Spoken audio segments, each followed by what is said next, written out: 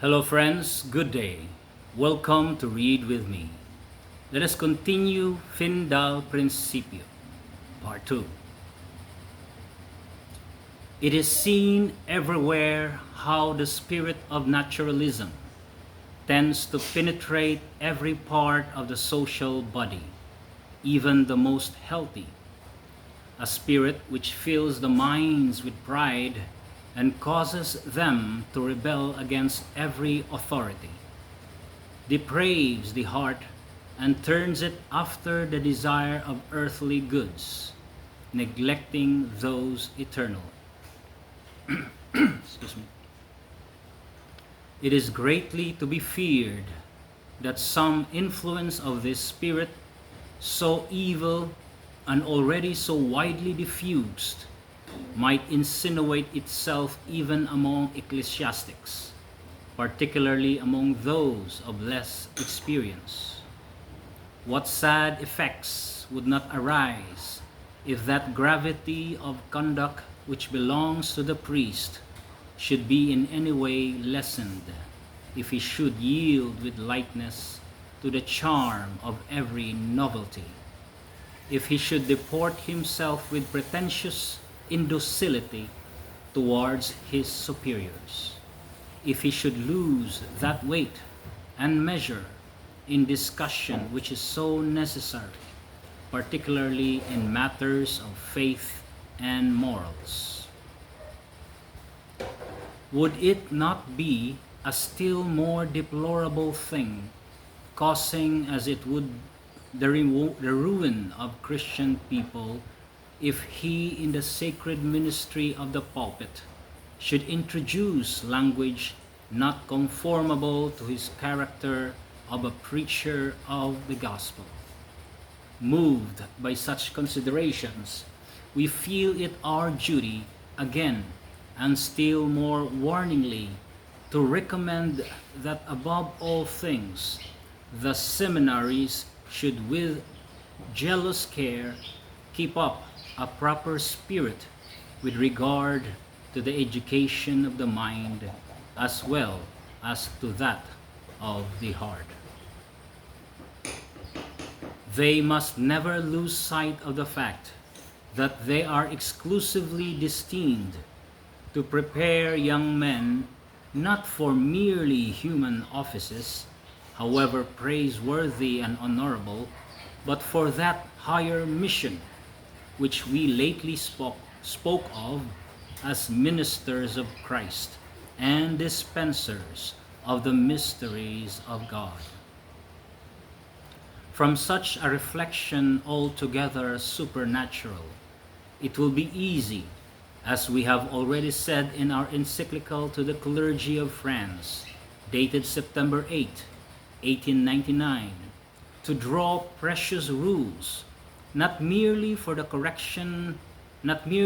correct education of clerics, but also to remove far from the institutes in which they are educated every danger, whether external or internal, or of a moral or religious order. With respect to the studies, in order that the clergy should not be strangers to the advancement of all good discipline, everything that is truly useful or good will be recognized in the new methods. Every age can contribute to the knowledge of human learning. However, we desire that on this subject, great attention shall be paid to our prescriptions regarding the study of classic literature, principally philosophy, theology, and the like sciences. Prescriptions which we have given in many writings, chiefly in the above mentioned Encyclical, of which we send you an extract, together with the present. It would certainly be desirable that the young ecclesiastics should also follow the course of studies always under the shadow of the sacred institutes. However, as grave reasons sometimes render it necessary, that some of them should frequent the public universities, let it not be forgotten with what and how great caution bishops should permit this.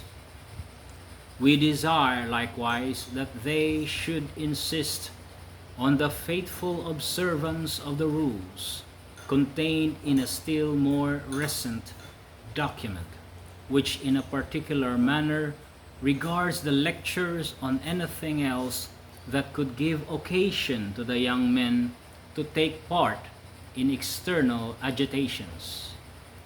Thus, the students of the seminaries, treasuring up this time, so precious and full of the greatest tranquility for their souls, will be able to devote themselves entirely to those studies which will render them fitted for the grand duties of the priesthood, particularly that of the ministry of preaching and the confessional. They should reflect well on the gravity of the responsibilities of those priests who, in spite of the great need of the Christian people, neglect to devote themselves to the exercise of the sacred ministry, and of those also who, not bringing to it an enlightened zeal for both the one and the other, correspond sadly with their vocation in things which are of the greatest importance in the salvation of souls. Here we must call your attention, venerable brethren, to the special instruction which we wish given regarding the ministry of the divine word, and from which we desire they should draw copious fruit. With respect to the ministry of the confession, let them remember how severe are the words of the most enlightened and mildest of moralists toward those who, without purifying their own souls, do not hesitate to seat themselves in the tribunal of penance, and how not less severe is the lament of the late great Pontiff Benedict XV, who numbers among the greatest calamities of the Church the defect in confessors of a science both theological and moral, added to the gravity that such a holy office requires. To the noble end of preparing worthy ministers of the Lord, it is necessary, venerable brethren, to watch with an ever-increasing vigor and vigilance, not only over the scientific instruction, but also over the disciplinary and educative systems of your seminaries. Do not accept young men other than those who exhibit well-founded desires of consecrating themselves forever to the ecclesiastical ministry. Keep them removed from contact, and still more from living together with youths who are not aspiring to the sacred ministry. Such intercourse may, for certain just and grave reasons, be allowed for a time, and with great caution, until they can be properly provided for according to the spirit of ecclesiastical discipline. Those who, during the course of their education, shall manifest tendencies little suited to their priestly vocation must be dismissed, and in admitting clerics to the sacred orders, the utmost discretion must be used, according to the grave admonition of Saint Paul to Timothy, manus situ nemeni imposueres.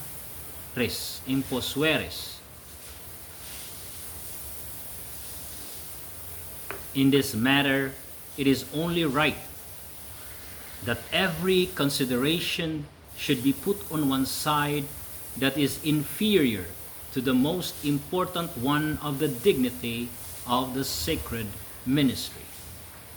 It is therefore of the greatest importance that in order to render the pupils of the sanctuary living images of Jesus Christ, which is the end of ecclesiastical education, that the directors and teachers should unite to the diligent fulfillment of their office the example of a truly priestly life. The exemplary conduct of those in authority is, especially to young men, the most eloquent and persuasive language to inspire in their souls the conviction of their own duties and the love of virtue. A work of such importance requires from the directors of souls a more than ordinary prudence and an indefatigable care, and it is our desire that this office, which we wish should not be lacking in any seminary, should be confided to an ecclesiastic of great experience in the ways of Christian perfection. It can never be sufficiently recommended to him to found and cultivate in his pupils that piety which is for all, but especially for the clergy, of the greatest fruitfulness and inestimable utility.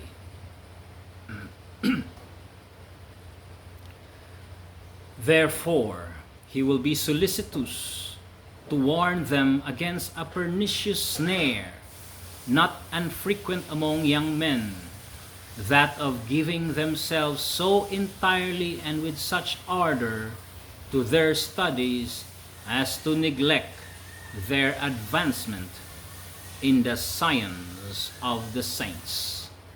The deeper root piety has taken in clerics' souls, so much the more will they be filled with that strong spirit of sacrifice which is altogether necessary to work for the divine glory in the salvation of souls.